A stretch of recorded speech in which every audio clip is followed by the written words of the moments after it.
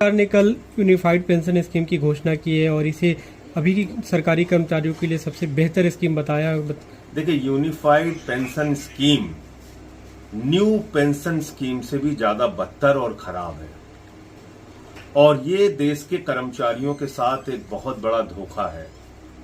और इस pension scheme से आपने देश के अर्धसैनिक बलों को निकालकर बाहर कर दिया। वो इस दायरे में नहीं आएंगे।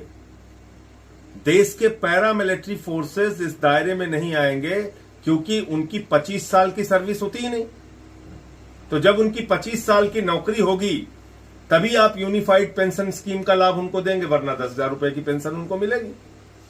दूसरी बात इसमें क्या है कि जब से आपने अपनी नौकरी शुरू की, मान लीजिए आपने 40 साल नौकरी की, तो हर महीने आपका 10% सैलरी से कटेगा पेंशन के नाम पे और उसके बाद पूरा पैसा सरकार अपने पास रख लेगी। मान लीजिए 1 लाख की सैलरी है, 40 साल आपने नौकरी की, कभी 2 लाख होगी सैलरी आगे बढ़ के आपकी, कभी 3 लाख होगी।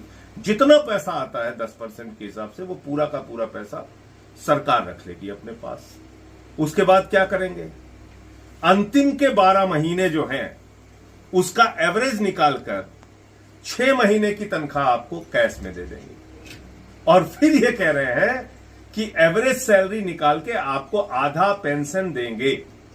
पहले तो आपने एक बहुत बड़ा अमाउंट कर्मचारियों का मार लिया, लाखों रुपए जो अपनी पूरी जिंदगी में उनकी 10% कटौती के नाम पे इकट्ठा होगा।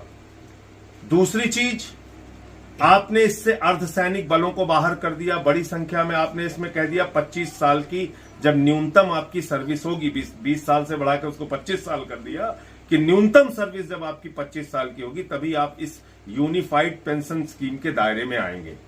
तो कुल मिलाकर ये एनपीएस से भी ज्यादा बदतर यूपीएस आया है और देश के कर्मचारियों के साथ एक बहुत बड़ा धोखा मोदी सरकार ने किया है, जिसको इस देश के कर्मचारी समझते हैं और इसका जवाब वो देंगे। आप लोग अभी भी ये मांग कर रहे हैं कि ओपीएस बहाल किया जाए। भाई, पुरानी पेंशन स्कीम बहाल करने में आपको क्या समस्या है? आप ओपीएस बहाल कीजिए और उसमें जो सर्विस का टाइम पीरियड है पेंशन के लिए वो 20 साल है, वो 20 साल रखिए। आपने बढ़ा के 25 साल कर दिया। पैरामिलिट्री फोर्सेस तो बाहर हो जाएंगे ना इससे। एक दूसरा बड़ा मुद्दा